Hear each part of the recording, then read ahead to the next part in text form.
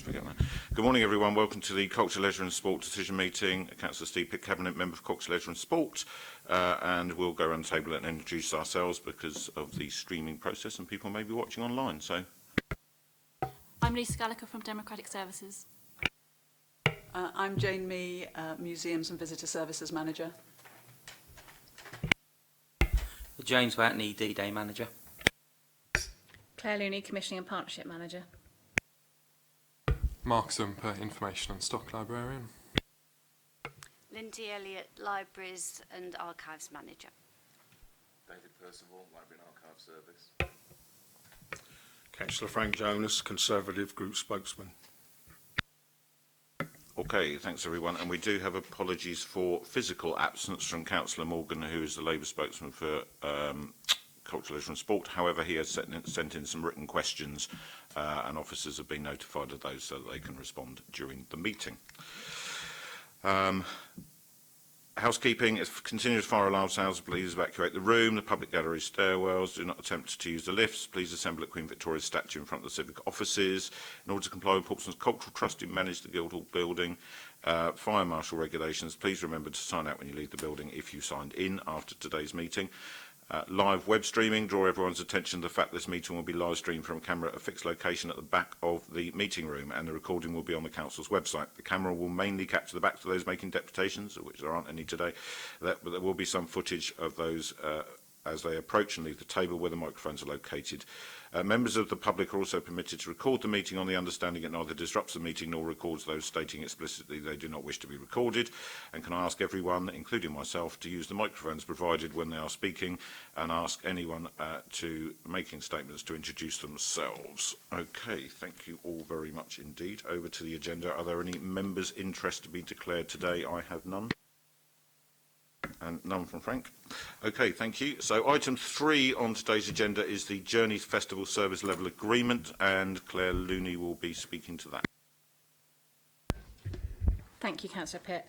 The report is very succinct. In essence, what we're seeking authority to do is to enter into negotiations with Artreach, who are the deliverers of the Journeys Festival event, to enter into a service level agreement with them for the remainder of this financial year, and then potentially consider future service level agreements along with all the other service level agreements that are done on an annual basis. So normally service level agreements are considered as part of an annual report to this committee, but in this instance we would like to have one for the remainder of this financial year, hence why there's a special report to do this. If it's agreed that we go forward with them for a service level agreement into the future, that will be wrapped up within the annual report. Journeys Festival has existed as an event in the city since 2015-16. It's delivered by an organisation called Artreach Events Limited. They are based in Leicester and they have run a successful model of this festival in Leicester. They applied for external funding to deliver their model of the festival in both Manchester and Portsmouth and were successful in securing that. Portsmouth has received 2 festivals so far and we're shortly about to go into the 3rd. The purpose of the report is to seek the authorisation to enter into that agreement, which will be a standalone one for this remainder of this financial year to support this year's. I should say from the outset that there is no financial implication to the support. It is merely a goodwill and offering good practice and where we can goods in kind. I appreciate those also do have a financial value, but they are less tenable in terms of compared to actual cash. I'll be happy to take any questions on the report.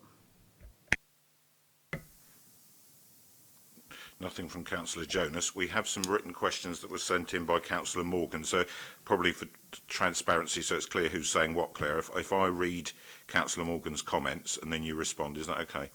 So his first comment is, it isn't clear from the report what the resource costs are likely to be. Whilst there is some information in 7.1 of the report, can members have an indication of officer time and resources? My response has been the current level of officer time to support the writing and implementation of the proposed service level agreement we estimate to be a day's time. We would then anticipate approximately a further day in the monitoring of the SLA during the remainder of the financial year. Any questions from you on that response, Frank? No, most of what we covered this, didn't we? In the... Yeah. Sorry, Cabinet Member, most of this we covered in the pre-meeting, so it's been answered for me. Okay, that's fine. The second point he raises is how will this project support existing aims of the department as set out in its business plan, and specifically the outcome the council hopes to achieve? So specifically, this project contributes to 3 core areas of the service business plan. Those 3 core areas are a city where residents and visitors have opportunities to enhance their health and well-being, to be involved in building healthy and happy local communities. And specifically against that heading, we support 2 elements with this project. One is to enhance and broaden participation in cultural opportunities and the cultural offer of the city. And secondly, to ensure that the city's cultural programmes promote inclusiveness and celebrate cultural diversity. The second aspect of the business plan, which is supported through the delivery of this project, is where a city where all residents have access to high quality formal and informal learning and skills opportunities to improve their quality of life. And in this instance, this report particularly and this project would contribute to creating spaces for inspirational community experiences and to use the richness of cultural experiences to learn, achieve and inspire. And finally, I believe this also contributes to item 6 on our service business plan, which is an innovative service that engages in the challenges of developing quality, affordable and sustainable services that effectively meet the needs of residents and visitors through effectively managing and providing value for money in our contracts and SLAs, because this is an SLA specific related report. Thank you. Thank you very much, Claire. Anything extra, Frank? No. That's all fine then. So the recommendations, the officers be authorised to enter into negotiations with Outreach in regards to the delivery of the Journeys Festival International and Journeys events for the financial year 2018-19, and that any further service level agreements are considered as part of the annual report of such agreements going forward, with any financial implications being met from existing budgets, and that is approved. Okay, next item on the agenda is it says going back to the beginning, is it Summer Reading Challenge next? Yes, it is. Mischief Makers Summer Reading Challenge, and over to Mark, Lindy and Dave to present. Okay, thank you, Councillor Pitt. Since the report was published, we've completed the evaluation data in full, and I can just update you that it's 1,691 children have completed the challenge, so that's I think 10 more than was previously published. Not quite 1,700, but it does represent our highest ever figure in Portsmouth in nearly 21 years of doing the challenge. 57% of the participants were girls compared to 56% last year, so there's some suggestion that we need to do a bit of work around boys taking part. And in terms of volunteer support, we had 55 volunteers giving a total of 550 hours of their time during the summer holiday. I would just like to acknowledge the support of that entire library and archive service. This is almost a whole service initiative that impacts upon everybody, and we've got also the support of colleagues from the museum service as well for the loan of Southsea Castle for the day. It's for something that is essentially a 6-week summer holiday project. It probably represents 6 months' work in terms of planning, delivery and evaluation. The recommendations in the report acknowledge that whilst the figures are impressive, that we do need to do a bit more work to engage with families who may not be traditional library users, for where there may not be a culture at home of reading and book ownership. So I'm happy to take any questions. A comment from me, just officially put on record, I know we've done it internally, but officially put on public record my thanks to all of you for the huge amount of work you've done this summer in creating such an exciting and engaging event. I was at the awards presentation at Southsea Castle, and it was great fun saying to children, pretend it's the Olympics, bend forward and have the medal put over your neck, and how excited they were by that and getting their certificates. On the boys and girls relationship, one of the things I noticed that a lot of the boys had completed the challenge when they had a sibling who was a girl. So I think maybe there was less of single, boys completing it. It was more of where there was brothers and sisters. So it may be that that's impacting on it in some way. But particularly great outcome this year. Great to see. And the results from North End in particular are absolutely staggering. They're not far off 50% of the total, Dave. Yes, and looking at the school's participation figures, which I will share with members after this meeting, It is the North End schools that are, by far the biggest participants in the challenge. So we need to kind of bottle what North End Library are doing for next year. And I know you're already looking to investigate that and find out exactly why they were so successful. Yes, that's right. Thank you. Fabulous. And if we can also, as you've already said, looking at some of those numbers around Portsea and Carnegie and the libraries where we're getting lower figures, just trying to put in a little bit of extra effort, work with other partners in the council to put some extra resource into driving those numbers up next year. Councillor Jonas. Just like to echo Councillor Pitt's remarks. I think it's quite remarkable in some of the areas. I also agree with him, perhaps we need a little bit more input in certain areas. But on the whole, a very good show. And well done to all of you. Anything that gets children reading, in my book, didn't mean that. It's good. It's good for them and it's good for the future. Thank you. Thank you. Thank you very much, Councillor Jonas. We have had a couple of comments from Councillor Morgan, which I will read out. He says, it was a pleasure to attend the certificate giving event at Southsea Castle and see such a diverse range of local families attend and get so much enjoyment from the programme. He'd like his thanks to the staff and volunteers to be recorded and make for all the people who made the event a success. His one comment is that he's received some constituent feedback if the future event could avoid the Fratton Big Local event, whilst he does appreciate that there's always going to be a clash with something. If I could just say that Lindy Elliott, Libraries and Archives Manager, I've already been in touch with the Fratton Big Local. We were aware of the clash, but as Dave Percival has already acknowledged, we are very grateful for the use of Southsea Castle, but don't necessarily have flexibility there because they need to monitorise the castle. And we are very grateful to take a date when that isn't taking place. So from our point of view, it limits our wriggle room. And we're very pleased to use the castle and are not looking elsewhere because it is such a fantastic venue.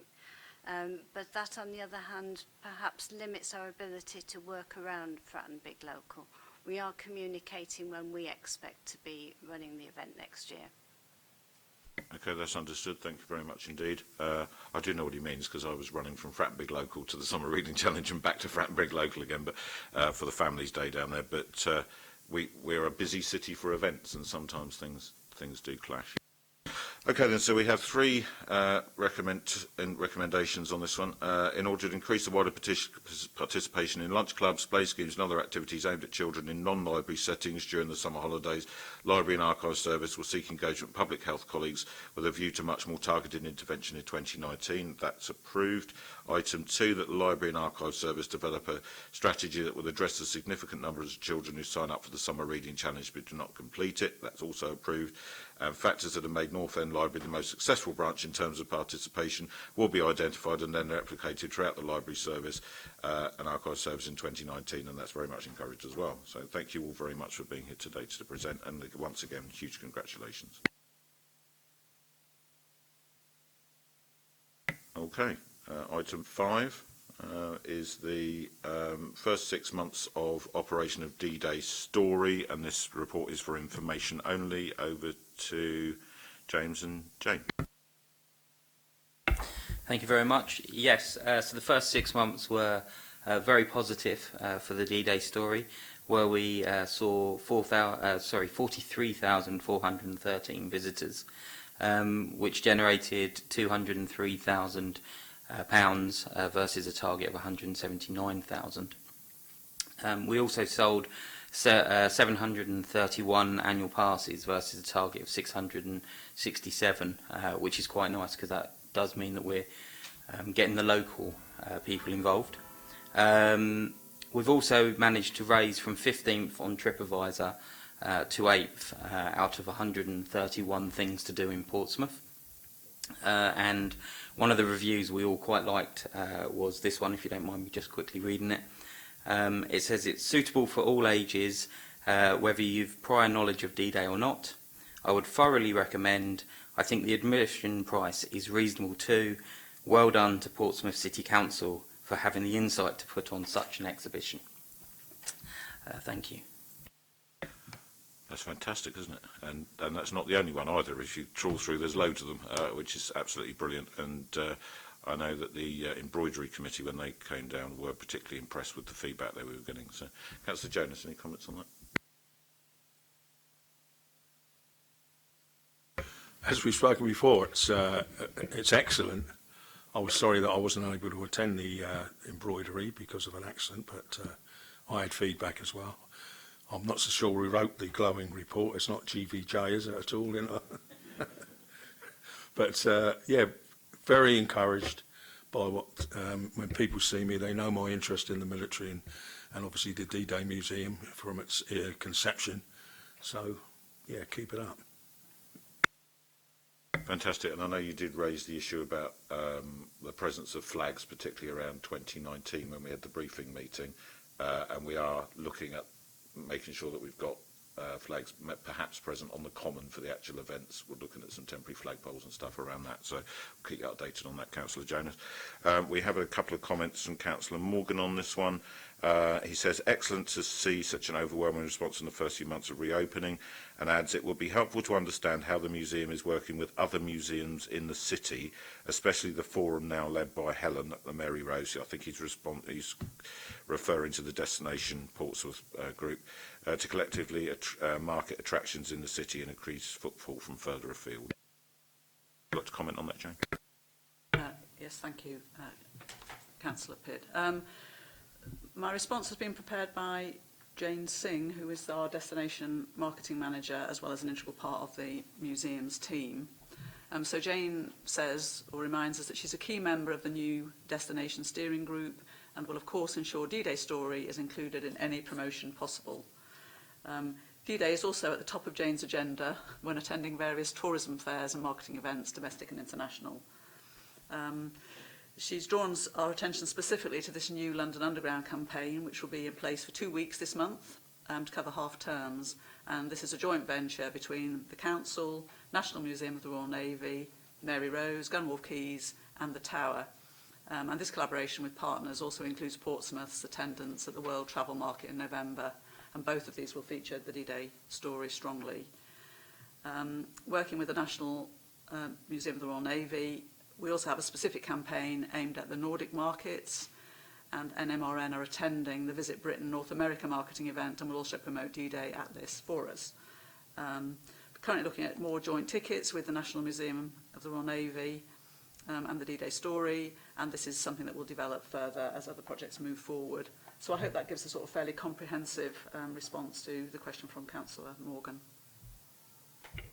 Thanks very much, Jane. A couple of things that I'll add. We work with the Neighbour-Based Property Trust to secure a large banner promoting D-Day story in the historic dockyard, which is really prominently placed and impossible to miss if you're walking up and down Main Road. So that was good news. And the meeting, the group that Councillor Morgan's referring to, I went to their inaugural senior partners meeting, and I've been to loads of those over the years, and that was by far, in my experience, the best one of those that we've actually had. There was a lot of people present, all of whom decision makers from various organisations, which is the important bit, rather than just placeholders who are there to take reports. Everyone was contributing really effectively, and Helen facilitated a brilliant meeting, so I think there's some real optimism about that group going forward as well. Councillor Jonas, anything you'd like to add? Okay, so the last item today is the Digital Services Update Report. To Mark. Mark Zumper, Information and Stock Librarian, standing in for Claire Forsyth, Service Development Manager. Yeah, this is an information report on the promotion of digital services for libraries. Digital services cover in particular e-books, e-audio books, digital magazines, music and comics. And over the past 18 months, the stock team have been working to promote the library services through staff training, workshops with the public, regular newsletters, social media promotion, and actual promotion with commuters and passers-by at the Hard, for instance.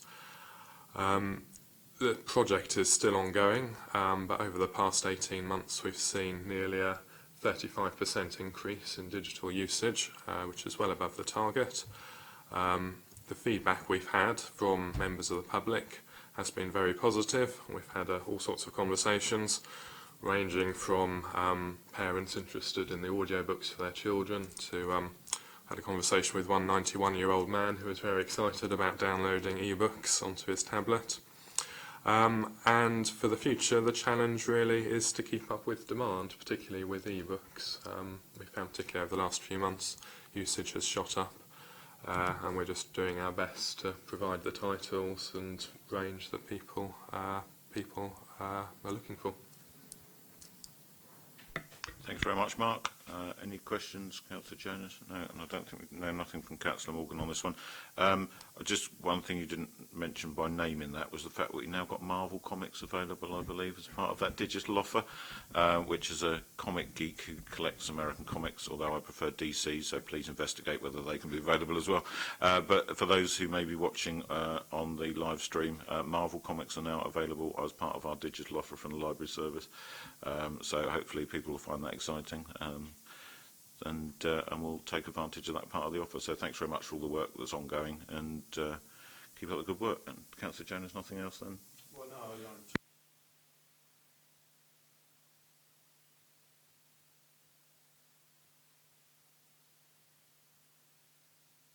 Which is extraordinary.